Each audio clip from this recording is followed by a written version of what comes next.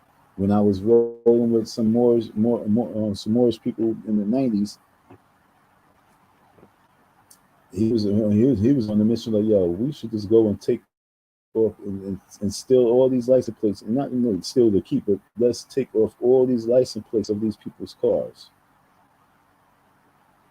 because they don't need it. That's what he explained to me back then. He like, nah, you don't need it. We put ourselves in their jurisdiction. You have a right to travel. Once you decide that you need a license to drive, that means that you are. It's like a license for like a business. It's like a license to operate, but you have a right to travel. No one can deny you the right of traveling. I remember being pulled over a couple of times, and I told them straight, I'm just traveling. I'm traveling, trying to get from here to there. Got to get this and get this up.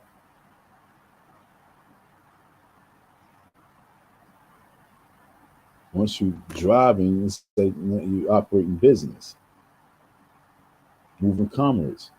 I'm just traveling.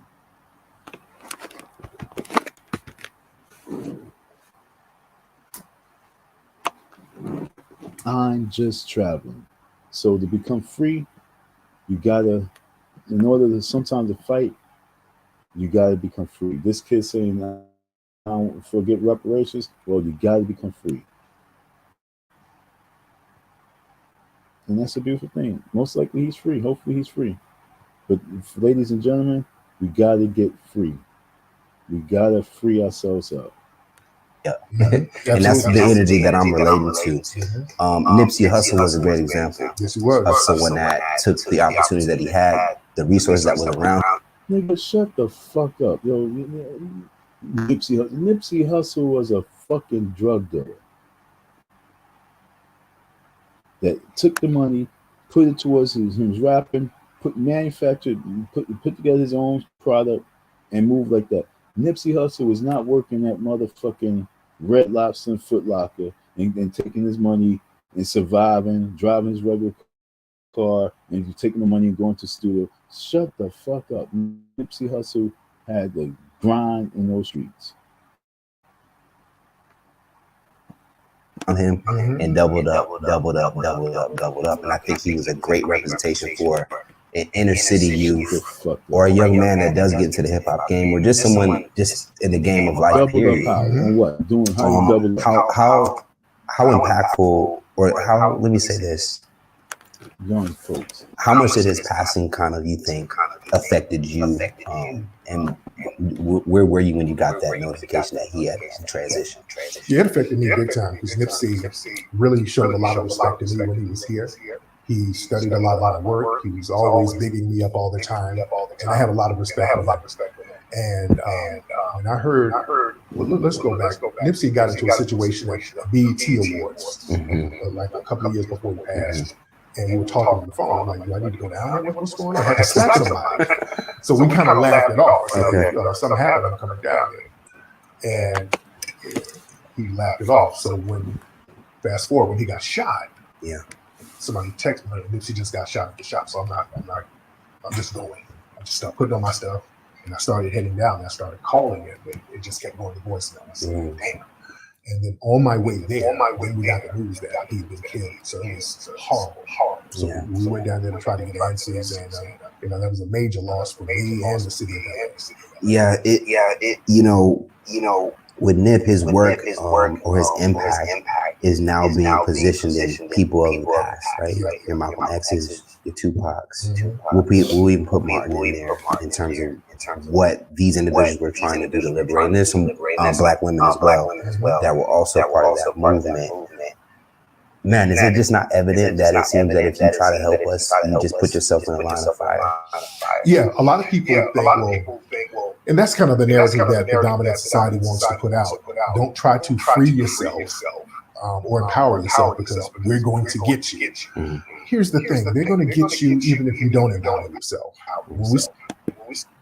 What's the dominant society? Who gave what the so-called dominant society, who gave them the dominance? How did they get their dominance? They just took it, like Cynthia G said. They just went to the biggest, baddest black man and took it from him. Well, I'm not not into giving no more dominance. I'm tired of people having that position and that title of me. I don't like the fact that you have our women sitting back talking about and giving that much props to the colorless folks and making it seem as if we are so fearless to the colorless folks. I'm tired of that dialogue. So I'm not trying to give them any more dominance. So 2023 is a year that we take back and become dominant. This chick said that we was never dominant. We never had dominance.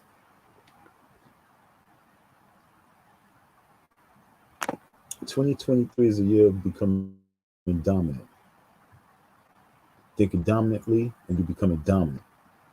So y'all don't be mad at me as I'm moving in my dominance.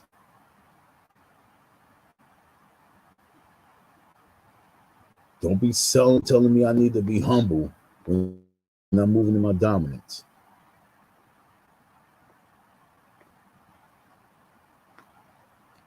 When we look at Umar Johnson and we look at Tariq Nasheed,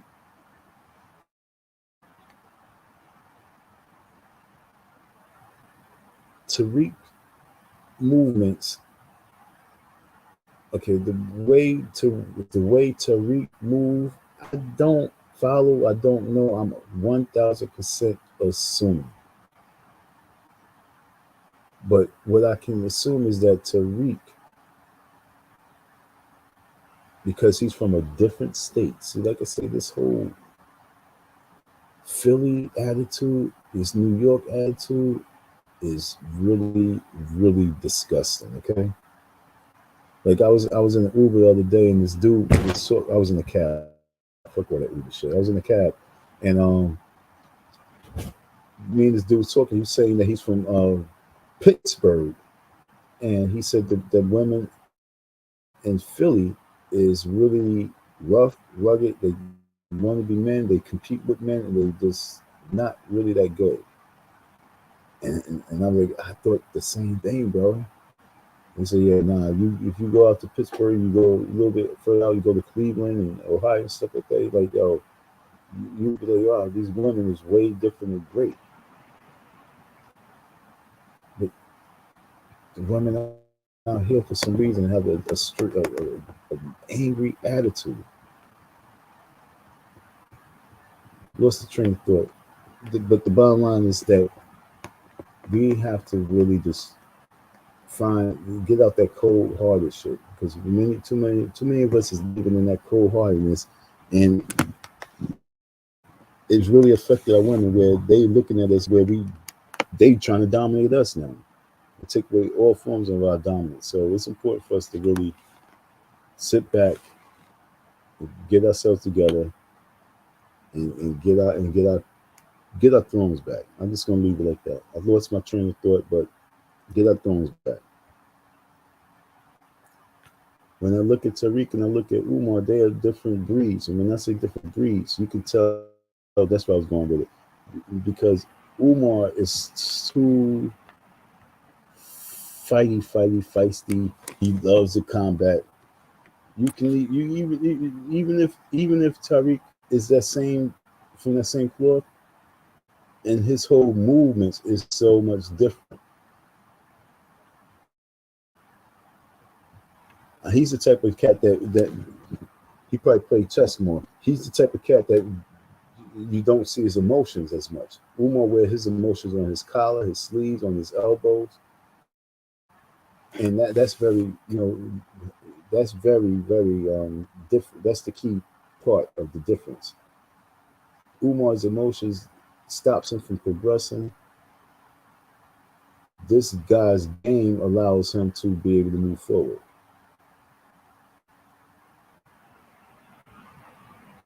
Umar has a certain level of charm, sister, queen, all that dumb gay shit. But yet still, he's so rough and rugged that charm, when you go around the right dude, his charm is nothing, because he's too rough and rugged, because he wants to be dominant. He wants to be always heard. He wants to be the last voice. He did that to me like 5 times in conversation. I know what I said made a lot of sense. Then he'll come and go, no, well, in this. No, that. Like, oh, dude, anything I say, you just gonna be combat it.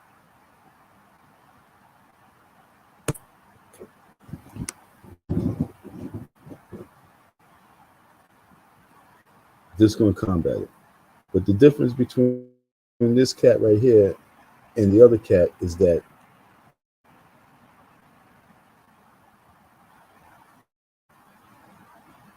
just by him saying Nipsey, that he had the little connection with Nipsey,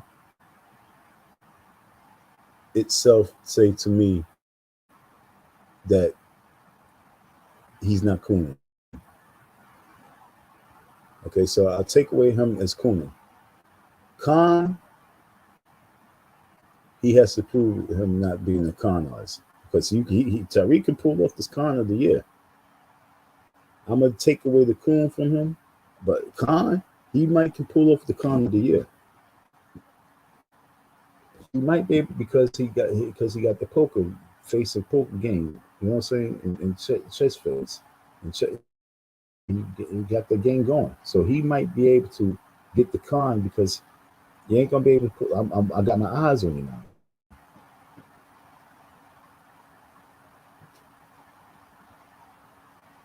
But just the little story that you threw out there with Nipsey and me seeing you with Willie D. Once I saw you rolling with Willie, I was like, you know what, Umar, I know you jealous. Because this cat right here is able to make a different type of connection. He makes a connection with the men more in the brotherly affection.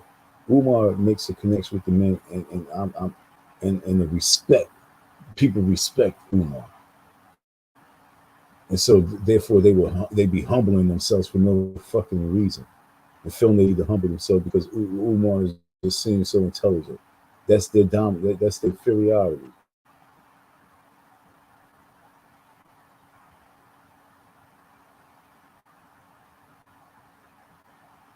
When I saw Tariq at the rally,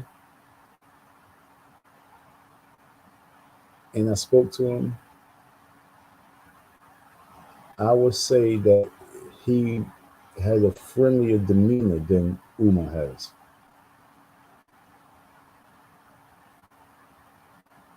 And I'm not even saying no softness, because technically I don't even think he's soft. I don't think Tariq is soft.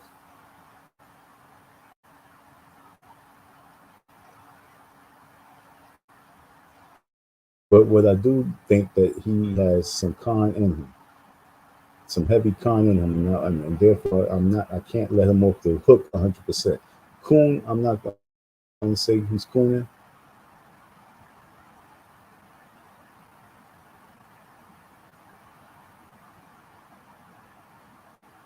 I'm not with the gay shit, so if he's like really with the gay shit,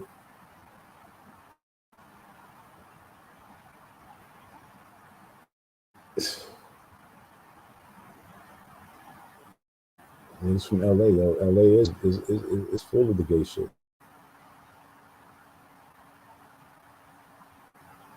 Folks, we really gotta, like I say, don't let these people con you and coon you out of your money and con you into thinking that they're really the truth. We really have to allow this flower to develop. We all know Umar what it is.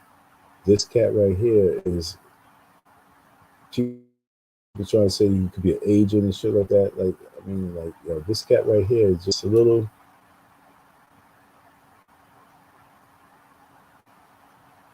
Like I said, we're gonna have to watch it for the crime. Oh yeah, my whole point with him, February is your month where you got to come through with something for this FBA. I need to see something happen with the FBA in the month of February. Like I said before, if it don't happen, you definitely as a con artist, because there's no reason for you to let that month slide by and not stump the yard hard. If we trying to get reparations, we got to get it by all means. And like the young boy said, he said, "Yo, I'm not ready for asking."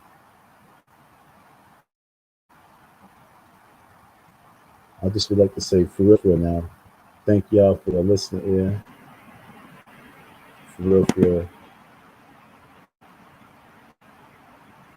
Talking about relationships with women, if he was a gay man, that would have been contradictory. But I don't think he was gay. I think a lot of times when they use gayness as an insult to black men. Whenever black men say something that certain people don't like, well, he's just gay. That's an old trope. Okay, I've gotten that in our space. There's some stuff, but it's a low hanging fruit. But I'm not trying to pin that on him. I would just say mannerisms wise. There was some things that there was some high school pictures and stuff they saw. Now, from the Mac lesson days. I used to clown. That's Yeah. Do you think if he was a gay man, do you think his impact would have been not as meaningful? Well, probably if he's talking about relationships with women, if he was a gay man, that would have been contradictory. But I don't think he's gay. I think a lot of times when I think Samuel's sexuality was in question a lot. Yeah. Do you think if he was a gay man, do you think his impact would have been not as meaningful?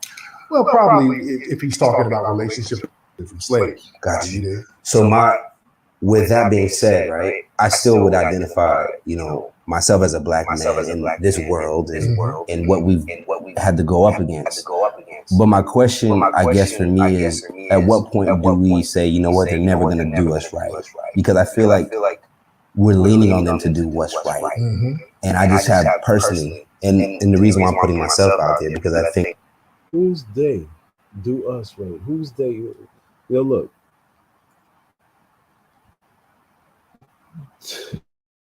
To worry about what they can do, the only thing we need to be worried about is like, when are they going to put these bars back up around us? How much time we have. That's the only thing. To be worried about what they do. No, we got to worry. The only focus we need to focus on is how much time we have.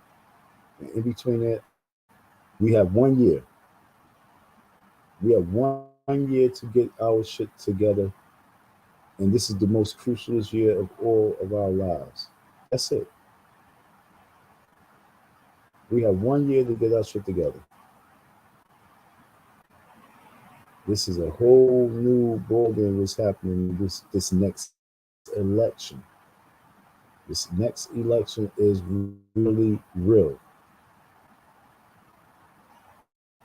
On that note, I would say thank y'all for your listening. Thank y'all for rocking out with me. Y'all all have a beautiful night. I'm about to turn it down. The sad thing about it is I'm not even sleepy.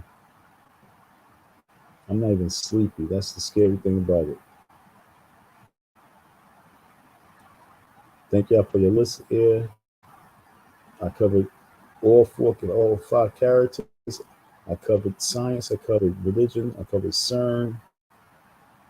Covered a lot today. Covered a whole lot today. We definitely have to talk. We got to keep up with the science and CERN shit. And because, like I say, there's a lot of folks that's talking science and technology and all this other stuff, but yet still, we got to understand what the science and technology is up to right now when it comes to us. What's their game plan? What is the Science and Technology Institute game plan for 2024 for Black people? All right, folks. Thank y'all for your listening here. I really say, for real. I appreciate each and every one of you folks. I really wish I could have had a guest tonight. It'd be cool to have somebody to chop it up with.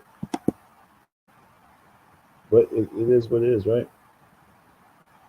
Nobody want to talk to God.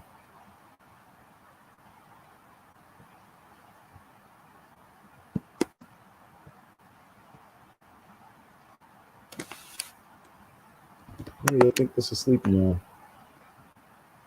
Thank you for your listen here. Thank you for your support. Peace. I do it. Kiss my finger. Then give you a peace sign. Salute. Peace. Okay.